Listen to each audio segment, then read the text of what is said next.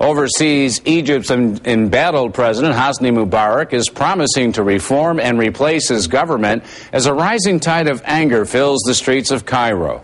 We get the latest now from CBS's Joel Brown. Egypt's president addressed his nation tonight, calling for calm in the wake of days of deadly protests.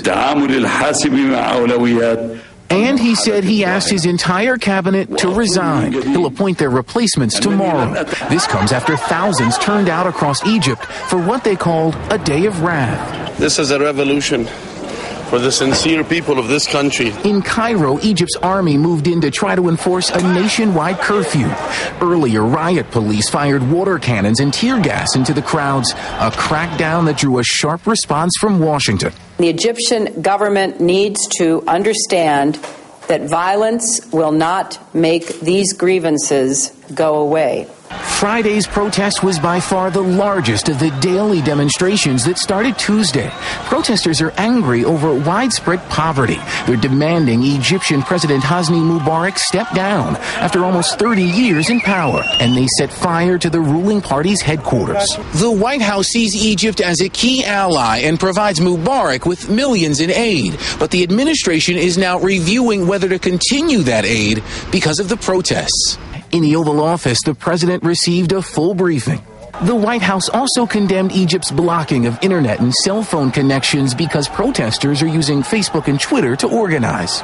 And demonstrators lost what could have been their loudest voice after pledging to lead the protests. Egyptian Nobel Peace Prize winner Mohammed El-Baradei has been placed under house arrest. Joel Brown, CBS News, the White House. A number of airlines have canceled flights in and out of Cairo. News 4's Trisha Cruz talked with an Egyptian imam living here in western New York about the turmoil in his homeland. Don Mohammed Salem AGWA is the visiting imam at the Islamic Cultural Center in Niagara Falls.